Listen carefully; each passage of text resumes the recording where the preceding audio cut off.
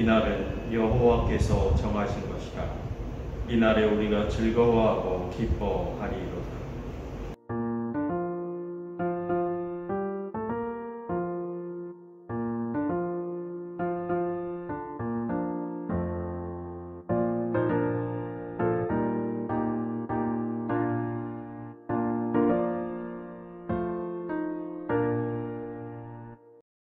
모든 피조물을 위하여 마지막 구원의 날을 작정하고 계신 하나님께서 저희의 구원을 위하여 매일같이 일하고 계시니 저희가 하나님의 나라로 한 발자국씩 나아가고 있습니다.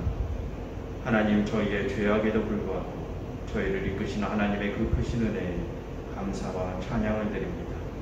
하나님, 이 예배를 받으시고 기뻐하여 주시옵소서. 예수 그리스도 이름으로 기도드렸습니다.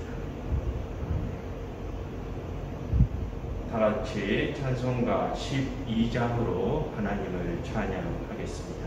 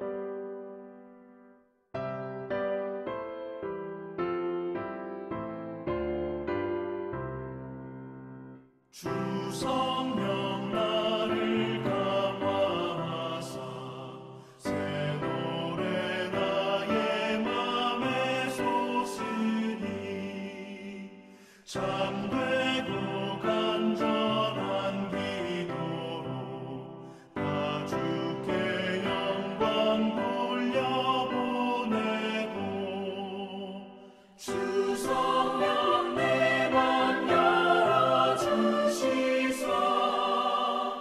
내 주를 찬양하게 하소서 말할 수 없는 간식으로 날 위해 친히 간구하시는 주 성령 날 항상 동반히 이 천한 몸은 주의 것이며 주님의 귀함의 자임을 나 밝히 알게 하여 주소서. 아멘.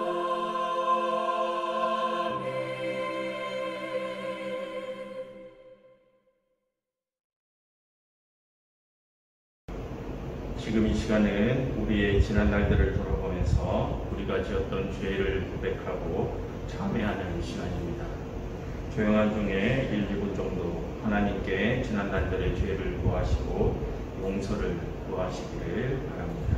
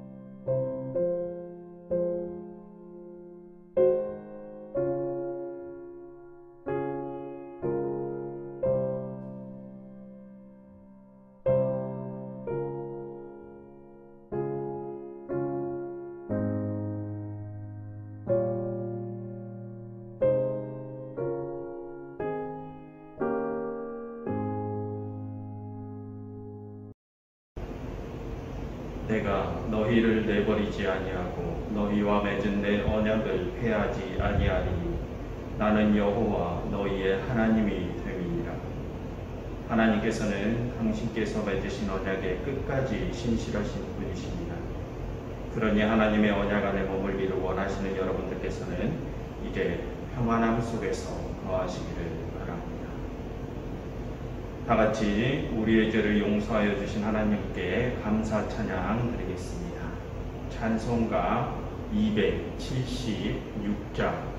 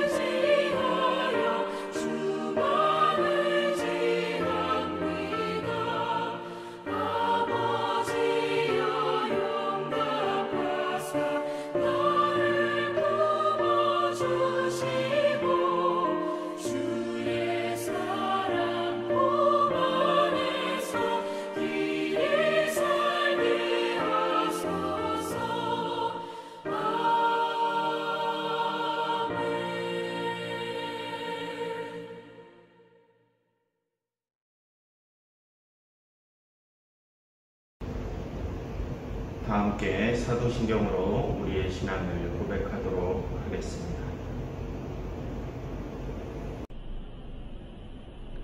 나는 전능하신 아버지 하나님 천지의 창조주를 믿습니다. 나는 그의 유일하신 아들 우리 주 예수 그리스도를 믿습니다. 그는 성령으로 잉태되어 동정녀 마리아에게서 나시고 본디오 빌라도에게 고난을 받아 십자가에 못 박혀 죽으시고 장사된 지 사흘 만에 죽은 자 가운데서 다시 살아나셨으며 하늘에 오르시어 전능하신 아버지 하나님 우편에 앉아 계시다가 거기로부터 살아있는 자와 죽은 자를 심판하러 오십니다. 나는 성령을 믿으며 거룩한 공교회와 성도의 교제와 죄를 용서받는 것과 몸의 부활과 영생을 믿습니다. 기도하겠습니다. 모든 세상을 창조하시고 그 세상을 마지막 구원으로 인도하신 하나님께서는 태초에 저희를 창조하실 때부터 저희의 마지막 가지를 생각하시고 저희를 그 아름다운 영광으로 이끄시고 계신 것을 저희가 압니다. 하나님, 그러나 저희는 하나님의 그 크신 뜻을 깨닫지 못하고 그동안 그저 짧은 시간에 지나가 버릴 이 세상의 거짓된 영광을 차지하기 위하여 헛된 시간과 헛된 힘을 쏟고 있었습니다. 하나님, 이런 저희를 용서하여 주시옵소서. 하나님께서 저희를 위하여 마련해 두신 그곳은 온전한 아름다움과 온전한 행복이 있는 곳임을 압니다. 하나님, 이제는 저희의 눈이 그곳을 바라보고 갈망하게 하옵시고 더 이상 이 세상의 헛된 영광을 쫓지 않게 인도하시옵소서. 이 세상에 대한 욕심이 잠재워지게 하옵시고 저희를 기다리고 있는 하나님의 나라만이 저희의 유일한 소망이 되게 하옵소서. 하나님, 저희의 삶이 이제는 참된 신앙의 삶이 되기를 도우시옵소서. 하나님, 이제 저희가 바라는 것을 간구합니다. 세상을 치유하기를 원하시는 하나님께서는 저희의 아픔과 슬픔과 육체적인 고통, 그 모든 것을 항상 신경 쓰시고 치유하시는 분이심을 저희가 압니다. 하나님, 지금 저희에게는 하나님의 그 치유의 손길이 절실히 필요합니다. 하나님의 도우심을 저희가 간절히 간구합니다. 하나님, 지금 저희의 모든 세상을 둘러싸고 있는 이 병마를 씻어 주시옵소서. 하나님의 전능하심으로 저희를 이 혼돈에서 벗어나게 하옵시고 그 중에서도 가장 먼저 경제적인 어려움과 사회적인 약함 때문에 아무런 치유의 손길을 받지 못하고 있는 민족들부터 치유하여 주시옵소서. 사람의 도움이 닿지 않는 그곳에 하나님의 손길이 닿기를 간절히 원합니다. 하나님, 그들을 먼저 치유하시고 도우시옵소서. 그리고 그들을 위하여 힘있는 저희들이 나설 수 있도록 저희의 마음을 움직여 주시옵소서. 저희의 힘이 하나님께 어떤 도움을 드릴 수 있을지를 모르오나 하나님, 저희도 하나님의 치유 사역에 모두 동참하는 자들이 되게 하여 주옵소서. 하나님, 이 세상의 모든 역사의 흐름을 오직 하나님께서만이 하나님께 의지하오니 모든 역사를 오직 선으로 인도하시옵소서. 예수 그리스도 이름으로 기도드렸습니다.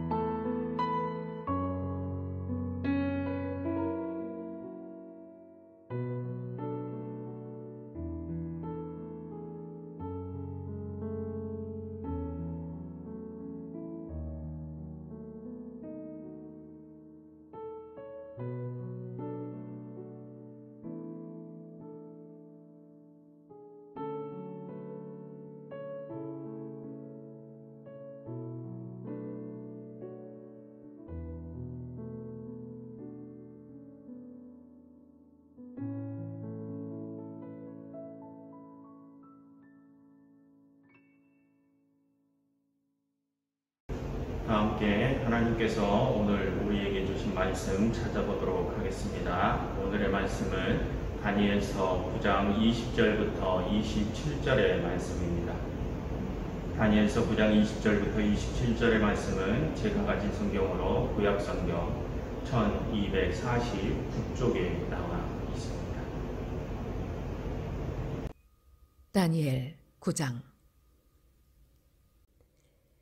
내가 이같이 말하여 기도하며 내 죄와 내 백성 이스라엘의 죄를 자복하고 내 하나님의 거룩한 산을 위하여 내 하나님 여호와 앞에 간구할 때, 곧 내가 기도할 때에 이전에 환상 중에 본 그 사람 가브리엘이 빨리 날아서 저녁 제사를 드릴 때쯤에 내게 이르더니, 내게 가르치며 내게 말하여 이르되, 다니엘아, 내가 이제 내게 지혜와 총명을 주려고 왔느니라. 곧 내가 기도를 시작할 즈음에 명령이 내렸으므로 이제 내게 알리러 왔느니라. 너는 크게 은총을 입은 자라. 그런즉 너는 이 일을 생각하고 그 환상을 깨달을지니라. 네 백성과 네 거룩한 성을 위하여 71회를 기한으로 정하였나니 허물이 그치며 죄가 끝나며 죄악이 용서되며 영원한 의가 드러나며 환상과 예언이 응하며 또 지극히 거룩한 이가 기름 부음을 받으리라. 그러므로 너는 깨달아 알지니라. 예루살렘을 중건하라는 영이 날 때부터 기름 부음을 받은 자 곧 왕이 일어나기까지 7이레와 62이레가 지날 것이요. 그 곤란한 동안에 성이 중건되어 광장과 거리가 세워질 것이며 62이레 후에 기름 부음을 받은 자가 끊어져 없어질 것이며 장차 한 왕의 백성이 와서 그 성읍과 성소를 무너뜨리려니와 그의 마지막은 홍수의 휩쓸림 같을 것이며 또 끝까지 전쟁이 있으리니 황폐할 것이 작정되었느니라. 그가 장차 많은 사람들과 더불어 한 이레 동안의 언약을 굳게 맺고 그가 그 이레의 절반에 제사와 예물을 금지할 것이며 또 포악하여 가증한 것이 날개를 의지하여 설 것이며 또 이미 정한 종말까지 진노가 황폐하게 하는 자에게 쏟아지리라 하였느니라 하니라.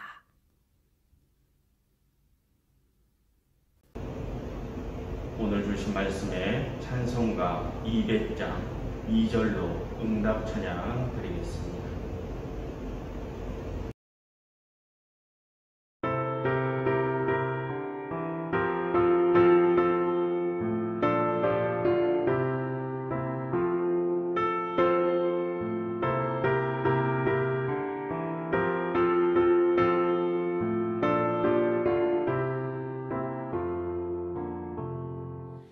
귀한 주님의 말씀은 내 노래 되도다.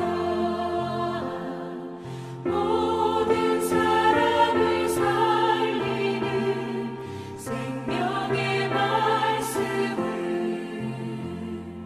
값도 없이 받아 생명 길을 가니 아름답고 귀한 말씀 생명샘이로다. 아름답고 귀한 말씀 생명샘이로다.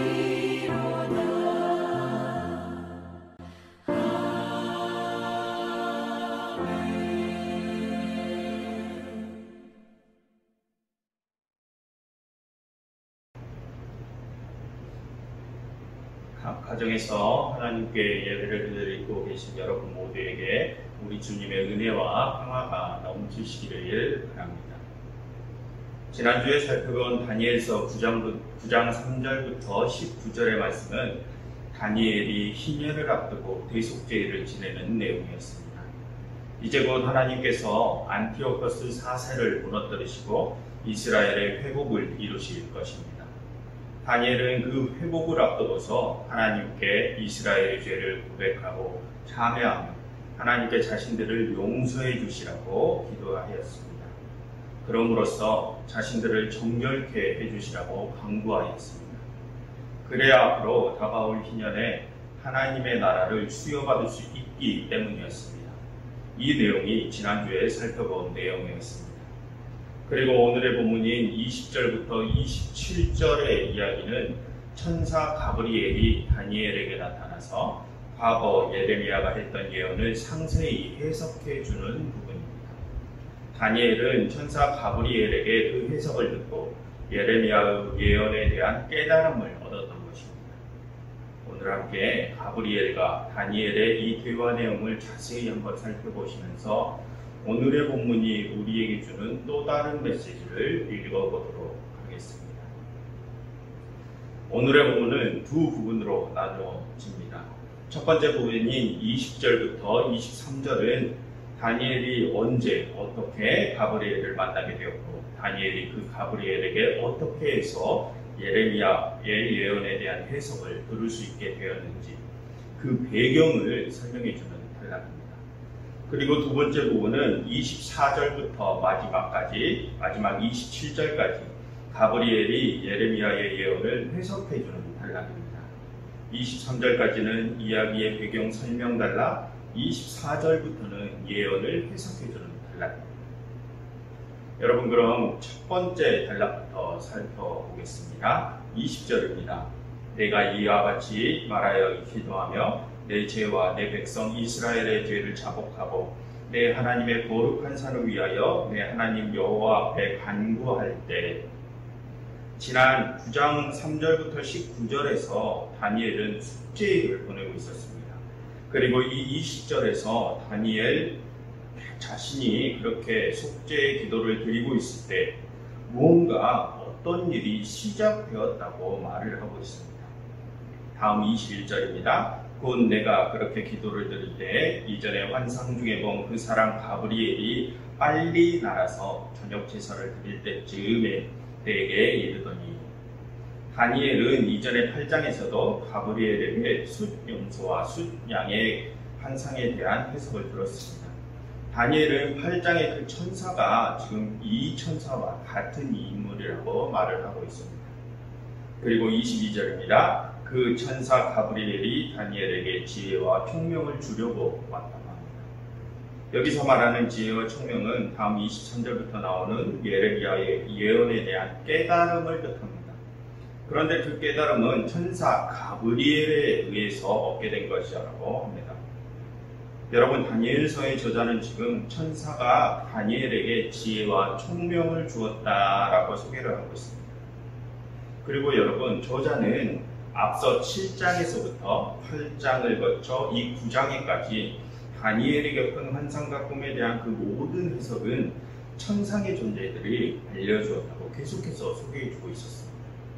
오늘의 본문도 그렇죠. 다니엘이 가브리엘에게 지혜와 총명을 얻었다고 소개합니다.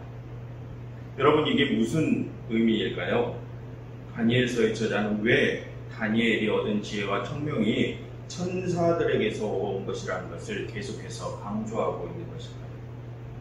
그것은 이 모든 지혜가 하늘에서부터 나오고 있음을 강조하는 것입니다. 이것은 인간으로부터 나온 지혜가 아니라는 것입니다. 저자는 지금 다니엘이 얻은 이 지혜가 인간의 능력이나 힘, 인간의 그 어떠한 노력으로 얻어진 게 아니라는 것을 반복적으로 알려주고 있는 것입니다. 여러분, 다음 23절을 보십시오. 가브리엘이 뭐라고 합니까? 다니엘이 기도를 막 시작하려고 할 때에 하나님께서 가브리엘에게 명령을 내리셨다고 합니다. 그렇다면 여러분, 이것은 또 무슨 뜻입니까? 다니엘이 기도를 시작하기도 전에 이미 하나님께서 다니엘에게 지혜와 총명을 주려고 명령을 내리셨다는 것입니다. 이것은 다니엘이 받게 된 이 깨달음에 다니엘의 어떠한 노력도, 다니엘의 어떠한 공로도 들어가 있지 않다는 것을 의미해 주는 것입니다. 그리고 다음 구절을 보십시오. 내가 기도를 시작할 즈음에 내 명령이 내렸으므로 이제 내게 알리러 왔느니라. 너는 크게 은총을 입은 자라. 가브리엘은 다니엘이 하나님께 은총을 입은 자라고 합니다. 여러분, 은총이 무엇입니까? 하나님의 돌보심으로 받게 된 큰 선물을 뜻합니다. 그러니 다니엘이 환상을 받고 하늘의 계시를 알게 된 것은 다니엘의 그 어떤 능력이나 노력에 의해서 얻은 것이 아니라는 것입니다.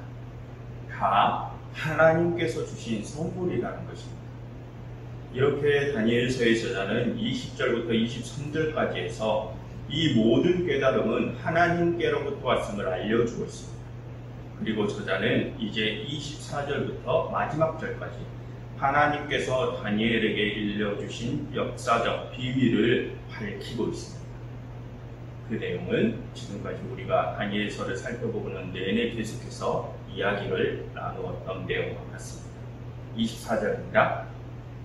너희 백성과 그 백성을 위하여 70일에가 정하여졌다. 그때는 허물이 그치고 죄가 끝나고 죄악이 용서되고 영원한 의가 드러나고 환상과 예언이 응답할 것이며 하나님께서 지정하신 이가 왕위에 올라와 설 것이다. 25절 그러니 너는 깨달아라. 예루살렘을 중건하라는 영이 날 때부터 기름 부음 받은 자와 왕이 일어나기까지 7이레와 62이레가 지날 것이요 그 곤란한 동안에 성이 중건되어 광장과 거리가 세워질 것입니다. 여기서 예루살렘을 중건하라는 명이란 페르시아의 고레스 왕을 가리킵니다. 그리고 다음을 보시면 기름 부음 받은 자 곧 왕이라는 명칭이 나오는데 이 부분을 우리가 원어 성경으로 살펴보면 기름 부음 받은 자와 그리고 군주라고 되어 있습니다. 여기서 말하는 기름 부음 받은 자와 군주란 고레스의 친정을 받고 예루살렘 성전의 재건 임무를 맡게 되었던 대제사장 여호수아와 총독 수룹바벨을 가리키는 것입니다. 그리고 다음 구절을 보시면 우리말 성경에는 고레스가 하나님께 명을 받은 날부터 여호수아와 수룹바벨이 세워지는 때까지 7이레와 62이레가 지날 것이요 그 곤란한 동안에 성이 중건되어 광장과 거리가 세워질 것이며 라고 기록이 되어 있습니다. 그런데 여러분 우리말 성경에는 이 구절이 조금 오해를 살 수 있게끔 번역이 되어 있습니다. 그래서 원어 성경의 의미를 최대한 살려서 다시 한번 재해석을 해보겠습니다. 25절 전체를 다시 한번 들어보십시오. 그러므로 너는 깨달아 알지니라. 예루살렘을 중건하라는 명 고레스가 날 때부터 기름 부음을 받은 자 여호수아와 총독 스룹바벨이 일어나기까지 7일에 즉 49년이고 그리고 다음으로 이어지는 62일에 즉 434년 동안은 곤란한 날들이 이어질 것인데 그 곤란한 날들 동안에 성이 중건되고 광장도 다시 들어서고 거리가 다시 세워질 것이다 라고 원어 성경은 말을 하고 있습니다. 즉 25절이 말을 하고 있는 것은 고레스 왕이 예루살렘 성전을 중건하라는 때부터 예루살렘이 어느 정도 회복을 보일 때까지 49년 더하기 434년에서 총 483년이 흐를 것이라는 말입니다. 그리고 490년까지 마지막 7년 한 이레만을 남기고 있다는 뜻입니다. 그리고 다음 26절입니다. 62일의 후에 기름 부음 받은 자가 끊어져 없어질 것이며 라고 합니다. 여기서 62일의 후에 끊어짐을 받은 기름 부음 받은 자는 대제사장 여호수아의 계통을 잇는 그 후계자를 가리킵니다. 그는 안티오코스 4세 시대의 유대의 대제사장 오니아스 3세를 가리키는데 당시에 이 대제사장 오니아스 3세는 안티오코스에게 뇌물을 바쳐 관직을 매수하다가 나중에 이것이 들통나서 그의 형제인 야손에게 대제사장의 자리를 빼앗기게 됩니다. 지금 이 상황을 62일의 후에 기름 부음 받은 자가 끊어질 것이라 라고 표현을 하고 있는 것입니다. 그리고 26절 하반절부터 27절의 내용은 우리가 익히 알고 있는 안티오코스 4세에 관한 이야기입니다. 장차 한 왕의 백성이 와서 그 성읍과 성소를 무너뜨리려니와 안티오코스 4세가 예루살렘과 성전을 다시 무너뜨린다고 합니다. 그리고 다음 구절입니다. 그의 마지막은 홍수에 휩쓸림 받을 것이며 또 끝까지 전쟁이 있으니 황폐할 것이 작정되었느니라. 안티오코스 4세의 명이 끝날 때쯤까지는 전쟁이 끊이지 않고 일어날 것이라는 표현입니다. 그런데 안티오코스 4세의 명이 끝날 때까지는 예루살렘도 다시 황폐해질 것이라고 합니다. 다음 27절입니다. 그가 장차 많은 사람들과 더불어 한 이래 동안의 언약을 굳게 맺고 다니엘서의 저자의 시대에 타락한 헬라파 유대인들이 안티오코스 4세와 결탁한 모습을 풍자한 표현입니다. 그리고 다음 구절 그들과 한 이래 동안 언약을 굳게 맺고 그가 그 이래의 절반의 제사와 예물을 금지할 것이며 또 포악하여 가증한 것이 날개를 의지할 것이며 안티오코스 4세가 예루살렘 성전의 제사를 금지하고 예루살렘 성전에 제우스 신상을 세운 것을 풍자한 표현입니다. 그리고 27절 하반절 또 이미 정한 종말까지 진노가 황폐하게 하는 자에게 쏟아지리라 하였느니라.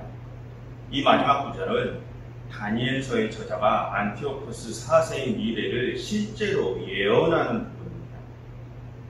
다니엘서의 저자는 바로 이 앞구절 안티오코스 4세가 전쟁을 일삼고 예루살렘과 성전을 다시 무너뜨리고 예루살렘 성전에 제우스 신상을 세웠던 모습까지를 두 눈으로 목격을 했습니다. 그런데 저자는 거기까지의 역사만을 알고 있습니다. 그리고 그 다음부터는 저자 자신에게도 미래의 일이기 때문에 알지는 못합니다.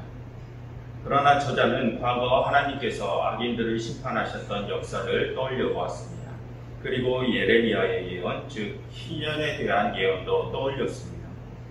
그래서 저자는 지금 극악무도한 만행을 저지르고 있는 안티오코스도 이제 곧 하나님께 심판을 받게 될 것이라고 예언을 하게 된 것입니다. 그렇게 27절의 마지막 부분은 다니엘서의 저자가 실제로 예언을 하는 부분입니다. 저자는 극악무도한 만행을 저지른 안티오코스 4세에게 하나님께서 이미 정해놓으신 종말이 너에게 찾아오게 될 것이라고 선포를 하고 있는 것입니다. 실제 예언을 하고 있는 것입니다. 그런데 여러분, 이 다니엘서의 저자의 예언이 맞았습니까? 틀렸습니다. 실제 역사에서는 다니엘서의 저자가 예언했던 것처럼 안티오코스 4세의 종말은 3년간 후에 찾아오지 않았습니다. 이 부분에 대해서는 지난 시간까지 계속해서 말씀을 드렸습니다. 다니엘서의 저자는 안티오코스 4세의 종말과 예루살렘의 회복에 대한 부분을 맞추지 못했습니다. 어쨌든 다니엘서 9장의 내용은 이렇게 다니엘이 실제 예언을 하는 장면까지를 소개하고 끝이 납니다. 오늘의 본문은 기원전 587년 바벨론의 시대부터 기원전 170년쯤 안티오코스 4세의 시대까지 약 500여 년의 시간 동안의 상황을 예레미야의 예언을 가지고 와서 구체적인 연수까지를 헤아리며 해석해주는 내용이었습니다.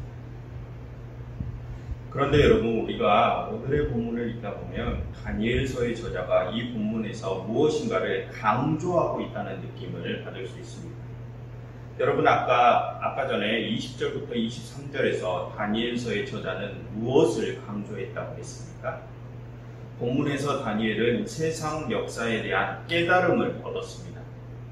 그런데 그 깨달음은 다니엘이 받은 지혜와 다니엘이 받은 지혜와 총명은 누가 준 것이라고 했습니까? 하나님께서 준 것이라고 했습니다. 20절부터 23절에서 다니엘서의 저자는 이 세상 역사의 흐름에 대한 지혜는 다 하나님께로부터 난 것이라고 강조하고 있었습니다. 그럼 여러분, 24절부터 27절에서 강조하고 있는 것은 무엇인가요? 여러분들께서는 방금 전 24절부터 27절까지를 읽으면서 무엇이 가장 신경이 쓰이시던가요? 여러분, 이 이야기 속에서 다니엘은 무엇을 하고 있습니까? 앞으로 7일에와 62일에 동안 예루살렘이 중건되고 성전이 재건되며 도시가 다시 살아날 것인데 그 62일의 후에 갑자기 어떠한 한 왕이 나타나서 중건된 예루살렘은 다시 무너뜨릴 것이다. 그 왕의 마지막 때까지는 전쟁이 계속될 것이고 예루살렘은 다시 황폐해질 것이다. 그러나 그 왕의 종말은 이미 정해져 있다. 그에게는 하나님의 진노가 쏟아질 것이다. 그것은 이미 정해져 있다. 라고 다니엘은 예언을 하고 있습니다. 여러분, 방금 다시 살펴본 부분에서 어떠한 내용이 가장 핵심적인 내용인가요? 앞으로 예루살렘이 이렇게 저렇게 될 것이다. 앞으로 한 왕이 나타날 것이다. 그 왕은 앞으로 이런저런 악행을 행할 것이다. 그래서 그 왕은 앞으로 하나님의 진노를 받게 될 것이다 라고 다니엘의 미래를 예언합니다. 그렇다면 여기서 가장 핵심적인 요지가 무엇인가요? 앞으로의 역사가 이미 정해져 있다는 것입니다. 앞으로의 예루살렘의 미래, 앞으로의 안티오코스 4세의 미래, 이 모든 역사의 미래가 이미 결정되어져 있다고 하는 것이 이 부분의 요지입니다. 오늘의 이야기의 앞부분 20절부터 23절까지에서는 이 세상 역사에 대한 모든 지혜를 가지신 분은 하나님이라고 말을 하고 있고 24절부터 27절까지에서는 모든 역사의 미래가 이미 결정되어져 있다고 말을 하고 있습니다. 그렇다면 여러분, 모든 역사의 미래가 이미 결정되어져 있는 그 이유가 무엇일까요? 그리고 하나님께서는 왜 그 모든 역사를 이미 다 알고 계신 것일까요? 그것은 역사의 모든 미래를 결정하신 장본인이 바로 하나님 당신이시기 때문입니다. 인류의 역사와 그 미래를 하나님께서 당신의 뜻대로 이끌어 나가시려고 다 작정하고 계셨기 때문입니다. 그러니 하나님께서 인류의 역사를 이미 결정해 놓으셨기에 하나님께서는 그 모든 역사를 다 알고 계신 것입니다. 오늘의 본문이 말하고자 하는 요지는 바로 이것입니다. 오늘의 본문은 하나님께서 세상의 역사를 미리 결정해 놓으셨고 그 역사를 다 알고 계신다는 것을 말하고 있습니다. 여러분, 이것은 세상의 역사가 이미 결정되어져 있다는 결정론적인 사상입니다. 여러분, 이 결정론적인 사상은 우리가 지금까지 살펴보고 있는 묵시문학의 중요한 특징 중에 하나입니다. 인류의 역사는 이미 결정되어진 대로 흘러간다는 것입니다. 여러분, 그렇다면 묵시문학이 견지하고 있는 이 결정론적인 사상처럼 정말로 우리 인류의 모든 역사가 이미 결정되어져 있는 것일까요? 여러분, 여러분들께서는 어떻게 생각이 되십니까? 세상의 미래는 이미 결정이 되어져 있습니까? 여러분, 우리의 주위를 둘러보면 많은 사람들이 자신들의 미래와 우리 인류의 미래에 대하여 많은 신경을 기울이고 있는 모습을 볼 수 있습니다. 그러니 사람들이 신년 운세도 보고 점쟁이를 찾아가서 미래를 점쳐보기도 하고 또 기독교인들 중에서도 하나님께 기도하면서 앞으로 자신의 모습이 어떻게 되어질지를 하나님께 물어보시는 분들도 있지 않습니까? 이러한 모습들이 다 자신의 미래, 인류의 미래를 미리 알고 싶어하는 마음에서 비롯된 것입니다. 이러한 바람을 가지고 있는 분들은 자신들의 미래, 인류의 미래가 이미 결정되어져 있다고 생각하시기 때문에 그런 모습을 보이시는 것입니다. 그렇다면 여러분, 실제로 인류의 역사와 미래는 이미 결정되어져 있는 것일까요? 여러분, 이 점을 놓고 우리가 다른 각도로 생각을 한번 해보겠습니다. 만약 인류의 역사와 미래가 이미 정해져 있는 것이라면 여러분들의 생각에 지금 우리들의 이 삶은 무엇이라고 생각해 보십니까? 인류의 역사와 미래가 이미 정해져 있는 것이라면 도대체 우리는 어떠한 존재들일까요? 우리는 그저 신이 정해놓은 역사대로 신이 정해놓은 시간에 맞춰서 움직이는 태엽 인형과 같은 존재들일까요? 마치 태엽 인형이 이미 정해진 규칙에 따라 한치의 오차도 없이 기계적으로 움직이듯이 우리도 그렇게 신이 정해놓은 규칙에 의해서 아무런 자유의지도 없이 아무런 선택권도 없이 우리도 그렇게 기계적인 삶을 살아가고 있는 것일까요? 여러분, 생각을 한번 해보십시오. 우리가 매일같이 선택하고 있는 그 수많은 선택들이 사실 우리의 자유의지에 의한 선택이 아니라 이미 신에 의해 정밀하게 짜여진 계획이었다면 지금 우리의 삶은 얼마나 무의미한 삶이 되어버리는 것입니다. 그동안 내가 했던 선택들, 이웃을 만나 좋은 친구를 사귀고 사랑하는 사람을 만나서 한 가정을 꾸리고 그 가정에서 아이가 태어나고 자랐던 그 모든 순간들이 모두 다 계획된 것이고 다 짜여진 각본에 의해서 돌아가는 것이라면 여러분, 지금까지 우리의 삶이 얼마나 무가치한 삶이 되겠습니까?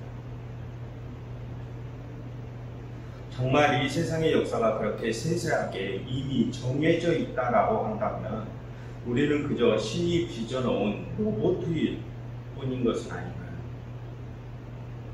여러분, 이것이 세상의 역사가 이미 결정되어져 있다는 결정론적인 사상의 맹점입니다. 이 결정론적인 사상에는 이와 같은 부정적인 면이 존재합니다.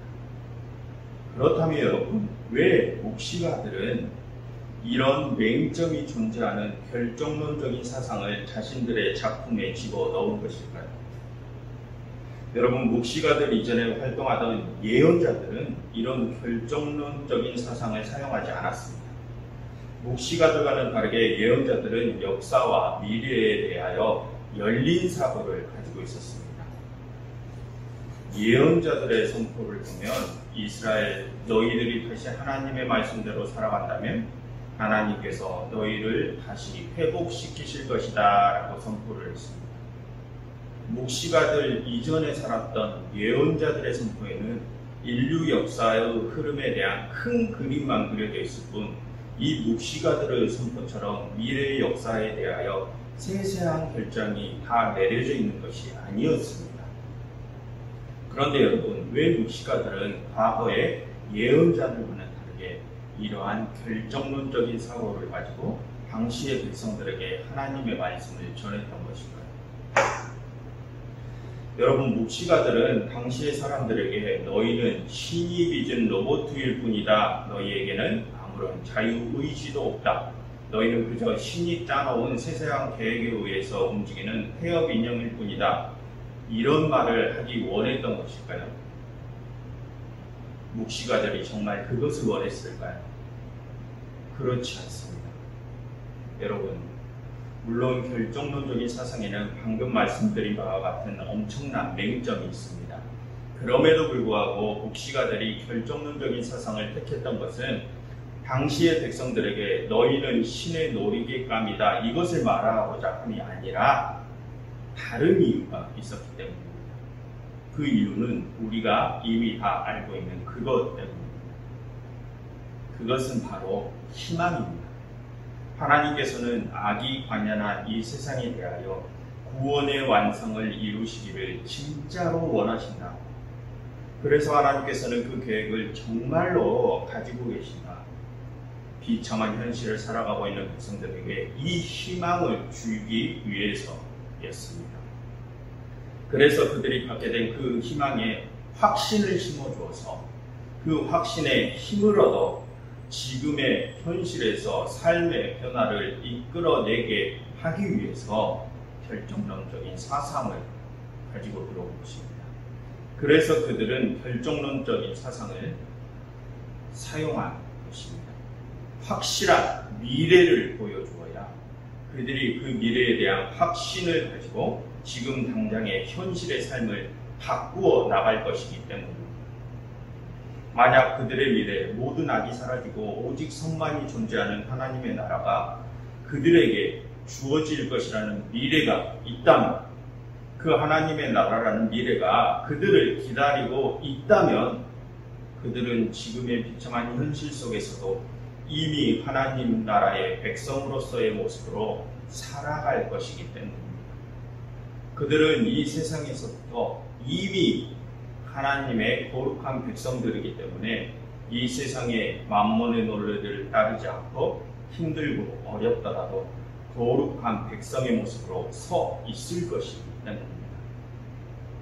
묵시가들은 그렇게 이스라엘 백성들이 미래에 온전히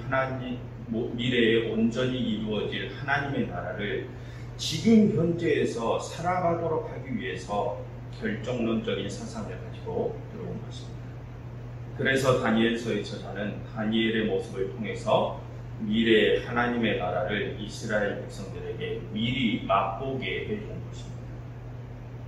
저자는 그렇게 다니엘과 같이 지금 현재의 삶 속에서 이미 하나님의 나라를 살아가고 있는 자가 미래에 온전히 이루어질 하나님의 나라에서도 살아갈 수 있다라고 말을 하고 싶었던 것입니다. 하지만 여러분, 지금 다니엘서의 저자가 소개하고 있는 이 다니엘이라는 인물은 사실 허구의 인물입니다. 그러나 여러분, 실제로 이 묵시가들이 바랬던 삶을 살아간 사람이 있었습니다. 그는 바로 예수 그리스도이십니다.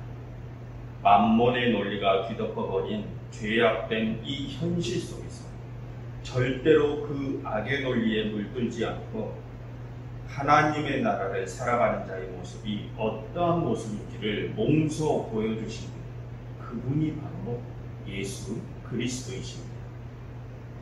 우리 주 그리스도께서는 실제로 2000년 전에 이 땅에서 살아가시면서 온전한 하나님의 나라를 실제로 우리에게 미리 맛보게 해주셨습니다.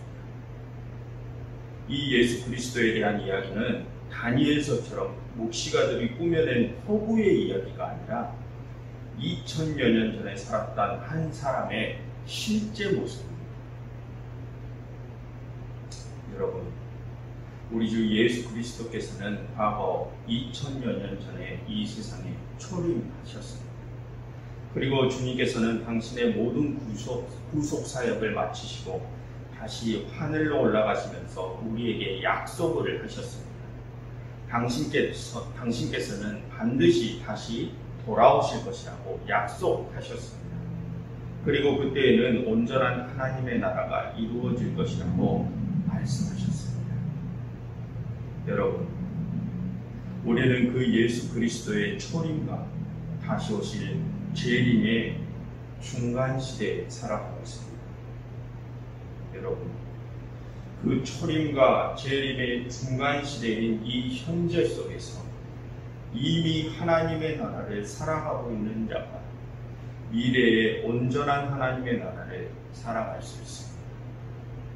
역으로 말하자면 이 현재의 삶 속에서 하나님의 나라를 살아가지 못하는 이는 미래의 온전한 하나님의 나라를 수여받지 못할 수도 있다는 것. 여러분, 지금 내 모습을 돌아보십시오. 지금 내 모습이 진짜 하나님의 나라를 살아가고 있는 자의 모습인지를 돌아보십시오.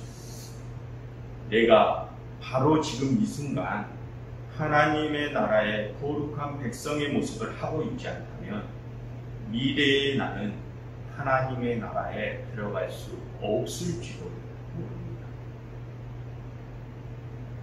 여러분, 우리가 미래의 하나님의 나라에 들어가면 죄악된 우리의 모습이 180도 바뀌게 되는 것이 아니라 지금 이미 하나님 나라의 시민의 모습으로 바뀌어 있는 자가 하나님의 나라에 들어갈 수 있는 것입니다. 이 예배를 함께 드리고 계신 모든 교우 여러분, 이것을 반드시 기억하시기 바랍니다. 그리고 우리 주 그리스도 예수님처럼 우리가 살아가고 있는 이 현실 속에서 하나님의 나라를 미리 맛보며 살아갈 수 있는 자들로 변화되시기를 바랍니다. 그리하여 정말 마지막 영원한 삶 속에서 우리 모두가 기쁨의 제회를 할 수 있기를 간절히, 정말로 간절히 바랍니다. 기도하겠습니다. 하나님, 당신의 아들 우리 주 그리스도께서는 당신의 삶을 통하여 저희에게 하나님의 나라를 미리 맛보여 주셨습니다. 그리고 그렇게 이 세상 속에서 미리 하나님의 나라를 살아가는 자가 미래에 다가올 온전한 하나님의 나라에 들어갈 수 있는 자라는 것을 가르쳐 주셨습니다. 하나님, 이제는 저희도 하나님의 나라를 미리 맛보며 살아갈 수 있는 자들로 변화시켜 주시옵소서. 더 이상 이 세상의 미련을 두고 이 세상의 욕심을 채우려는 신앙생활을 하지 않게 하시고 하나님의 나라를 저희의 삶과 신앙의 중심에 두고 살아갈 수 있는 자들이 되게 하여 주시옵소서. 또한 하나님의 나라를 살아가는 거룩한 백성의 모습을, 거룩한 백성으로서의 모습이 저희의 삶을 통하여 이 세상에 비춰지게 하옵시고 그 모습을 통하여 다른 많은 이들도 하나님의 나라를 미리 맛볼 수 있게 하시옵소서. 그리하여 더 많은 이들이 하나님의 나라를 소망하며 살아가게 하시사 모든 만민이 다 하나님 나라의 백성들이 되는 날이 하루속히 이루어지게 하옵소서. 예수 그리스도의 이름으로 기도드렸습니다.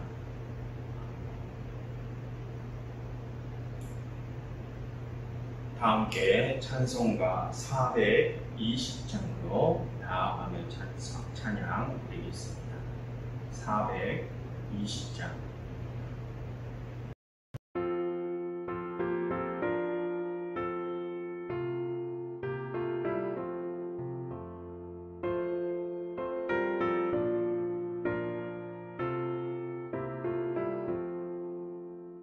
너 성결케 위해 늘 기도하며 너 주 안에 있어 늘 성경 보고 온 형제들 함께 늘 사귀면서 일하기 전보다 너 기도하라.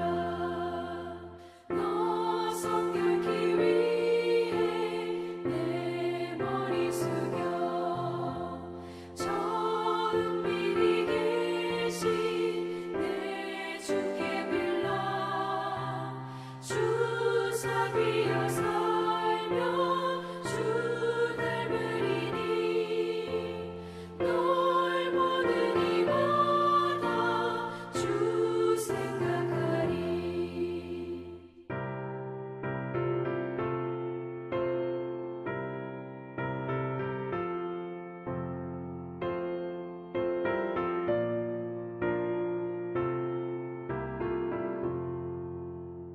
너 성결케 위해 주 따라가고 일 다급하여도 다 멈지 말고 참 즐거울 때나 또 슬플 때나 너 주님만 믿고 늘 따라가라.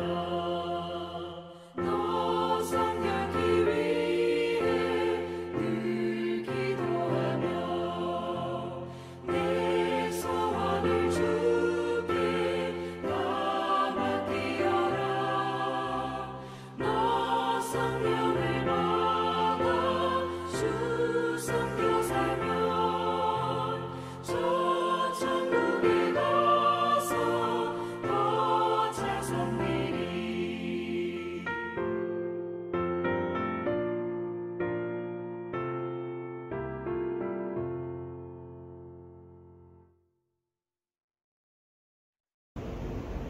화송의 말씀 전하겠습니다. 여러분들께서는 아멘으로 화답해 주시면 되겠습니다.